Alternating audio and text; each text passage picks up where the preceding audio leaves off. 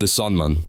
So imagine you're walking through a field and out in the middle of it you see something tall just standing there. And as you keep walking, you slowly realize it's a lot taller than you initially thought. It's not moving. It has a head shaped like a kid's drawing of the sun, sitting at the top of a long skinny body that stretches up way too high to be anything you'd want to share a field with. And once you notice that, you also notice it has way too many arms, and those arms are extremely long. That's the Sunman. He's basically a stick figure that got scaled up to giant size and went a little overboard at the limb store. His head is a flat star shape with two small eyes and a really wide hideous smile that's looking down at you from an angle that high up. Now, the extra arms are generally assumed to be for hunting, which is quite scary when you realize you don't even need to be standing close to him to be within grabbing range. Also, almost nothing else is known about the Sunman because he's only ever appeared once in Dr. Nowhere's entire catalogue. So there's no origin attached to him, and no real follow-up sightings either. The sun has gone both ways as a symbol throughout history. Some cultures use it to represent life and prosperity, while others use it as a stand-in for death and decay. And given everything else Dr. Nowhere makes, you can probably guess which side the Sunman is on. He's standing in your field, smiling down at you from way up high, and he has too many extremely long arms. You should probably leave. The Housewalker. There's a particular kind of wrong that comes from seeing a 3-story house in the distance on a quiet road at night and slowly realizing you're not driving towards it. It's actually moving towards you. That's a Housewalker. It's a creature roughly the size of a 4-story building, somewhere between 40 and 60 feet tall, and it weighs anywhere from 80,000 to 160,000 pounds, depending on which one you're unlucky enough to encounter. Now, the closest comparison anyone's come up with is a hermit crab, except instead of finding a seashell on the beach, this thing finds someone's actual house and just claims it like a giant cosmic squatter. And it gets worse, because from the photos that exist, it looks like housewalkers can either fly or levitate. If you look closely at the house they're wearing, there's a single eye visible somewhere on the structure with a mouth right underneath it. So the house isn't even a passive shell. It's part of the creature, just dressed up like residential architecture. The official survival advice is to just flee the area immediately, and if you can't flee, bring a weapon. Which feels like Dr. Nowhere is actually trolling us, or he forgot that the enemy was a 60-foot levitating hermit crab of concrete in mind. Birthday giant.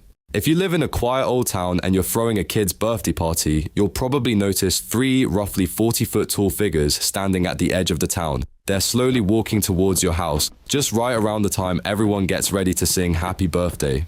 Those are birthday giants. They're around 38 feet tall, about 11 meters if you want the metric version, and they're all extremely thin, with no necks, just heads sitting directly on the shoulders. The bodies are pale, either tan or white, but the heads are completely black, and the tops of the heads aren't even consistent. Some of them look like crowns, others look like tree branches. Now, the way these things work is borderline insulting. They live just outside old towns and they wait around for someone to throw a birthday party. Once the festivities start, they show up and demand to be celebrated themselves, basically crashing a child's party like a giant wedding bouncer hijacking the toast. Dr. Nowhere has described them as almighty jerks, but also suggested they might just be misunderstood. Apparently they're lonely and just want some love, which is the kind of excuse you make for a friend with bad behavior, not a 38-foot creature looming over a birthday cake. If the townspeople refuse to acknowledge them, they migrate away to find a different town with a better party schedule. Roadwalker. There's a stretch of road where, if you happen to be driving past around the wrong time of night, you might catch sight of 2 glowing eyes about 3 stories above the asphalt, and then a roughly 26-foot tall humanoid figure attached to them. The Roadwalker first appeared on April 29, 2021, courtesy of Dr. Nowhere, and it's basically been the patron saint of "don't stop your car on this road" ever since. The defining feature is the glowing eyes, which cut through whatever darkness is around it and announce its presence to anyone unfortunate enough to be in line of sight. Now, nobody actually knows what this thing wants. Some people think it was built as a weapon, some kind of destructive entity designed to do damage at scale. Others think it's a guardian, set up to protect a hidden truth or some forgotten secret that the rest of us aren't supposed to know about. Which are 2 pretty different theories, and the fact that both of them are still in circulation tells you how little anyone has actually managed to figure out. Its appearances are sporadic, and they always seem to come with a side dish of unexplained phenomena. People disappearing, strange occurrences, disturbances in whatever the natural order of things is supposed to be. So whatever this 26-foot humanoid is doing out there, it's correlated with a lot of bad stuff happening in the surrounding area. The Doctor. There's something deeply unsettling about taking a family photo and noticing an unnaturally tall figure standing perfectly still about 20 feet away. He's wearing a suit and has 6 long arms reaching down past his knees and 4 spikes on his head shaped like a hat. That's the Doctor. This monster is unnaturally tall and slender, with a suit somehow tailored around the 6 gangly arms hanging off of him. His head has 4 prong-like spikes that come together to resemble a hat, and his body is described as constantly shifting, but the face always stays the one you'd recognize if you'd seen him before. Now, the lore on this one is genuinely interesting. He used to be part of a pack of soul vultures, which were entities that tore spirits apart and went out of their way to make humans suffer. But somewhere along the way, he became fascinated with humans, and instead of tearing them apart, he started studying them. He now brings gifts and divine messages to people right before they die, though nobody has ever specified what the gifts actually are. He also leads souls to the afterlife and does whatever he sees fit to them once they get there, which is a sentence that doesn't get less ominous the more you reread it. People who see the Doctor tend to develop chronic paranoia, hear voices at night, and develop a craving for what's described as non-human delicacies, a phrase nobody should be using casually. In 1947, someone took a family photo on a plot of grassland, and the Doctor showed up in the developed image, standing perfectly still. The photographer said he felt something nearby, turned to look, and saw the entity, at which point it instantly vanished. 4 months after he commented on the photo, he disappeared, leaving only his clothes and personal belongings behind. The Boiled One. Imagine you're sitting at home in Pennsylvania in 2003, watching a nature documentary about trees, when the broadcast cuts out and is replaced by a tall humanoid figure with raw crimson skin, a melted-looking head, and the ability to change his size at will.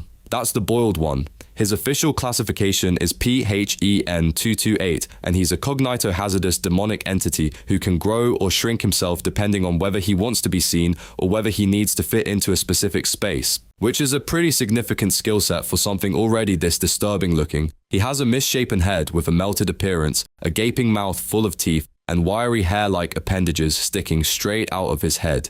He wears a black cloak that covers a body with similar spiky appendages, at least one multi-jointed arm, and a giant pulsating orifice on his chest in case the rest of the description wasn't doing enough work. Now, in the actual lore, he hijacked a Pennsylvania broadcast on August 13th, 2003, that roughly 530 people watched. He told the audience that the memory of his face would cause a physical manifestation of him in their bedrooms at night, after which they'd wake up unable to move anything except their eyes. Of those 530 viewers, 509 ended up with pseudocoma or locked-in syndrome, bodies fully present but completely paralyzed, while the Boiled One remained visible only to them. He also specifically targets the Zamperini family, Job Zamperini in particular, as a kind of long-term psychological harm project that ties into a real-world World War II storyline involving forgiveness and unrepentant war criminals. And on top of all that, he's been described as the manifestation of pain, suffering, and the apocalypse itself, which is the rare horror character whose backstory is somehow even worse than his appearance.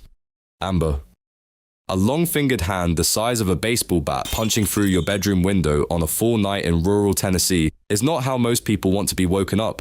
But if you're a small child going to sleep, that might be exactly how it happens, because what you just might encounter is Amber. She's a vaguely humanoid creature between 13 and 33 feet tall and roughly 456 pounds, with reddish-brown skin and absurdly long arms and legs that look like they were designed specifically for chasing things down. She has no head. Instead, there's an eye on her chest that splits open to reveal a mouth, which is genuinely one of the more inventive ways to design a face if your goal is to make sure nobody can ever sleep again. Now, the name Amber is a reference to Amber Alerts, which is the US system used to broadcast information about taken children. That's not a coincidence. Amber specifically targets children, and the most well-documented account of her behavior comes from a young man in Tennessee who watched her break a hand through his neighbor's window and pull a child out before munching on the kid whole. She's most active between fall and early spring, and she likes to gallop across rooftops and suburban streets in the middle of the night. Her fingers are long and strong enough to break through window glass without slowing her down, which makes pretty much any normal home an open buffet. The official survival advice is mostly just, don't be outside at night, board up your windows, and watch your kids, which is the closest thing the entry has to a strategy. There's no known way to stop an attack once it starts, only ways to make yourself less appealing as a target before it does. Obelisks of Enlightenment. From a distance, they look like ordinary ancient stone monuments out in some remote stretch of desert. But as you get closer to them, the surface starts to look more like skin than stone, and the whole thing is connected to the sky by long, fleshy strings.